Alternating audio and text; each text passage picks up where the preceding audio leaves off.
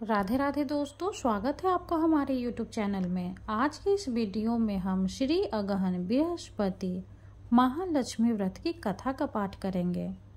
श्री अगहन बृहस्पति व्रत कथा या श्री महालक्ष्मी की व्रत कथा के श्रवण और पठन करने से दुख दरिद्रता दूर हो जाता है।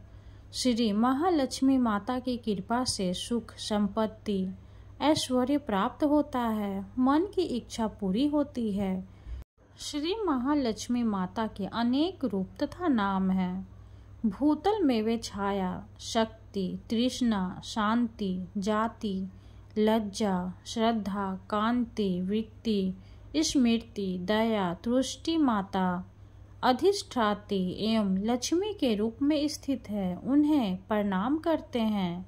कैलाश पर्वत पर पार्वती, क्षीर सागर में सिंधु कन्या, स्वर्ग लोक में महालक्ष्मी, भूलोक में लक्ष्मी, ब्रह्मलोक में सावित्री, ग्वालों में राधिका, वृंदावन में रासेश्वरी, चंदन वन में चंद्रा, चंपक वन में गिरजा, पदवन में पद्मा, मालती वन में मालती, कुंदन वन में कुंददंती, केतनी वन में सुशीला, कंदप वन में कंदप माला, राजप्रसाद में राजलक्ष्मी और घर घर में गृह लक्ष्मी इन विभिन्न नामों से पहचानी जाती है। इस तरह स्वर्था चारों ओर सर्वभूत में सुपरिचित माता श्री महालक्ष्मी की यह कथा है।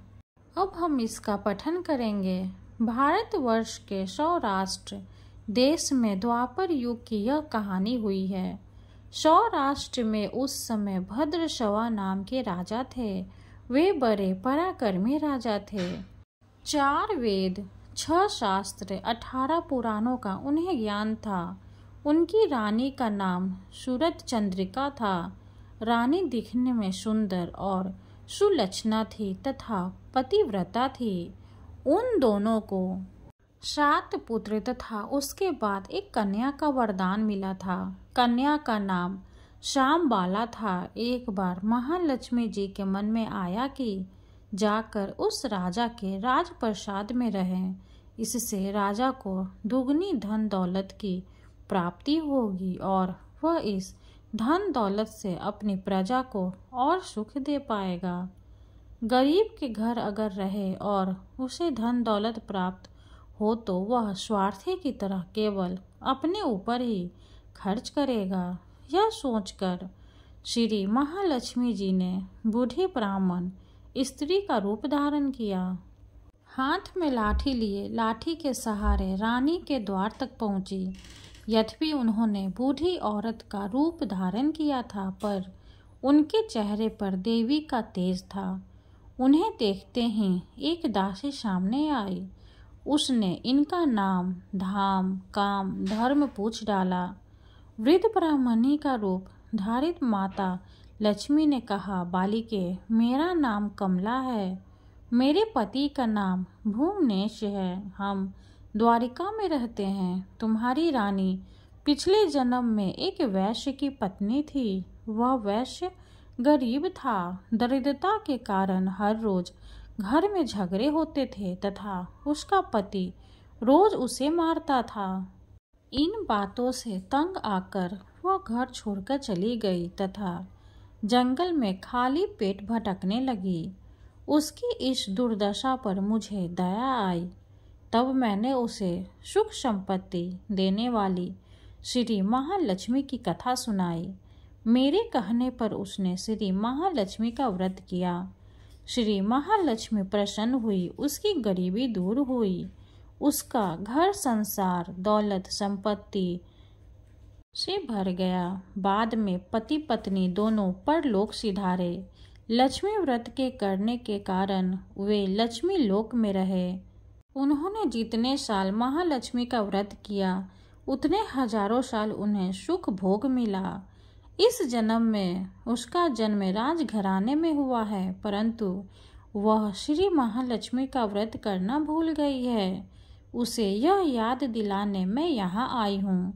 बुढ़िया की बातें सुनकर दासी ने उन्हें प्रणाम किया तथा श्री महालक्ष्मी का व्रत किस तरह किया जाए इस बारे में पूछा। बुढ़िया रूप धारण किए हुए श्री महालक्ष्मी माता ने दासी को पूजा की विधि तथा महिमा बताई। इसके बाद वह दासी माता को प्रणाम कर रानी को बताने अंदर चली गई।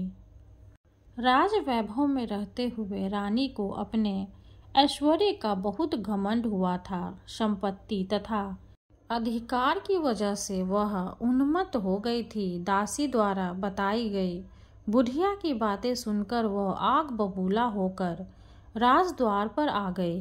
बुढ़िया रूपी श्री महालक्ष्मी पर बरस पड़ी। उसे यह मालूम नहीं था कि श्री महालक्ष्मी माता बुढ़िया का रूप धारण किए द्वार तक आई है, परंतु रानी का इस कदर रूखा बर्ताव तथा अपना अनादर देखकर माता ने वहां ठहरना ठीक न समझा।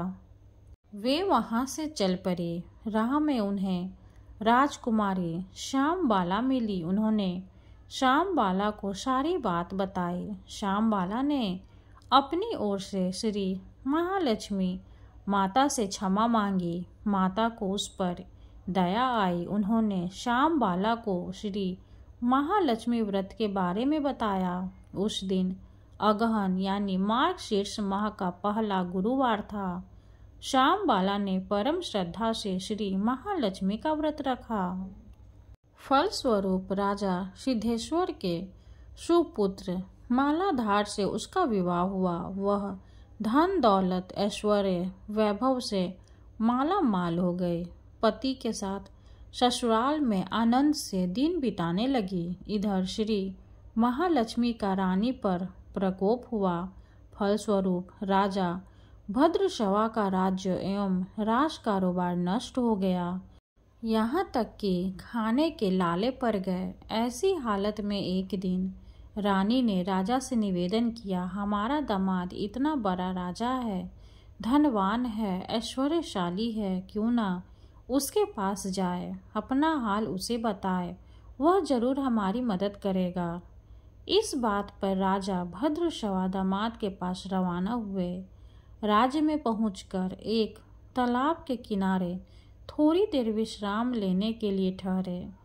तालाब से पानी लेने आते जाते दासियों ने उन्हें देखा। उन्होंने विनम्रता से उनकी पूछताछ की। जब उन्हें यह मालूम हुआ कि वे रानी श्यामबाला के पिता हैं, तो दौड़ते हुए जाकर उन्होंने रानी को सारी बात बताई। रानी ने दासी के हाथ राज परिधान भेजकर बड़े ठाठ से उनका स्वागत तथा आदर सत्कार किया, खान पान करवाया। जब वे लौटने लगे तो सोने की मोहरों से भरा घड़ा दिया। राजा भद्रशवा जब वापस लौटने लगे तो उन्हें देखकर रानी सूरत चंद्रिका खुश हुई। उन्होंने सोने की मोहरों से भरे घड़े का मुंह खोल दिया, पर हाय भगवान, घड़े में धन के बदले कोयले मिले। यह सब श्री महालक्ष्मी के प्रकोप से हुआ। इस प्रकार दुर्दशा में और कई दिन बीत गए। इस बार रानी स्वयं अपनी कन्या के पास गई। वह दिन अगहन मास का अंतिम गुरुवार था। श्यामबाला ने श्री महालक्ष्मी का व्रत किया, पूजा की, अपनी माता से भी व्रत करवाया। इसके बाद रानी अपने घर आई। श्री महालक्ष्मी का व्रत रखने पर उसे फिर से अपना राजपाट, धन दौलत, ऐश्वर्य प्राप्त हुआ। वह फिर से सुख शांति आनंदमय जीवन बिताने लगी। कुछ दिनों बाद राजकन्या श्यामबाला अपने पिता के घर आई। उसे अपने घर देखकर सूरत चंद्रिका को पुरानी बातें याद आई। यह कि श्यामबाला ने अपने पिता को घड़ा भर कोयला दिया था और उसे तो कुछ भी नहीं दिया था। इसी कारण श्यामबाला को पिता के घर आने पर उसका कोई आदर आतिथ्य नहीं हुआ, बल्कि अनादर हुआ। पर उसने इस बात का बुरा नहीं माना। अपने घर लौटते समय उसने पिता के घर से थोड़ा नमक ले लिया। अपने घर लौटने पर उसके पति ने पूछा, अपने मायके से क्या लाई हो? इस पर उसने जवाब दिया, वहाँ का सार लाई हूँ। पति ने पूछा, इसका मतलब क्या हुआ? श्यामबाला ने कहा, थोड़ा धीरज रखें, सब मालूम हो जाएगा। उस दिन शाम बाला ने सारा भोजन नमक डाले बिना बनाया और परोसा। पति ने खाना चखा, सारा खाना नमक बिना था इसलिए स्वाद न आया। फिर शाम बाला ने थाली में नमक डाला, इससे सारा भोजन स्वादिष्ट लगने लगा। तब शाम बाला ने पति से कहा, यही है वह मायके से लाया हुआ सार। पति को उसकी बात सही लगी। फिर वह दोनों हंसी मजाक करते हुए भोजन करने लगे। कहा गया है कि इस तरह जो कोई श्रद्धा भाव से श्री महालक्ष्मी की पूजा करे उसे माता की कृपा प्राप्त होती है, सुख संपत्ति शांति प्राप्त होती है, सभी मनोकामनाएं पूर्ण होती है। परंतु यह सब प्राप्त होने पर माता की पूजा को भूलना नहीं चाहिए। हर गुरुवार को व्रत पाठ अवश्य करना चाहिए। इस तरह श्री महालक्ष्मी की महिमा भक्तों की मनोकामना पूरी करती है। इस प्रकार श्री अगहन बृहस्पति व्रत कथा या श्री महालक्ष्मी की गुरुवार की कथा संपूर्ण होती है। श्री महालक्ष्मी माता की जय हो। अब हम लक्ष्मी माँ की आरती करेंगे। ओम जय लक्ष्मी माता, मैया जय लक्ष्मी माता, तुमको निश दिन सेवते हरि विष्णु विधाता। ओम जय लक्ष्मी माता, उमा रमा ब्रह्मानि तुम ही जग माता, सूर्य चंद्रमा ध्यावत नारद ऋषि गाता।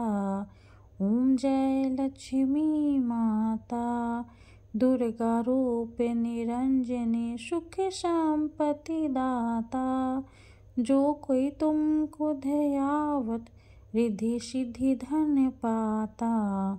ओम जय लक्ष्मी माता, तुम पाताल निवासनी तुम ही शुभ दाता, कर्म प्रभाव प्रकाशनी भव निधि की त्राता। ओम जय लक्ष्मी माता, जिस घर में तुम रहती सब सद्गुण आता, सब संभव हो जाता मन नहीं घबराता। ओम जय लक्ष्मी माता, तुम बिन यज्ञ न होते वस्त्र न कोई पाता, खाने पाने का वैभव सब तुमसे आता। ओम जय लक्ष्मी माता, शुभ गुण मंदिर सुंदर क्षीरोदति जाता, रत्न चतुर्दश तुम बिन कोई नहीं पाता। ओम जय लक्ष्मी माता, महालक्ष्मी जी की आरती जो कोई जन गाता, उर आनंद समाता पाप उतर जाता। ओम जय लक्ष्मी माता, ओम जय लक्ष्मी माता। लक्ष्मी माँ की जय हो। वीडियो अगर अच्छी लगे तो लाइक कर दे, चैनल को सब्सक्राइब कर दे। धन्यवाद।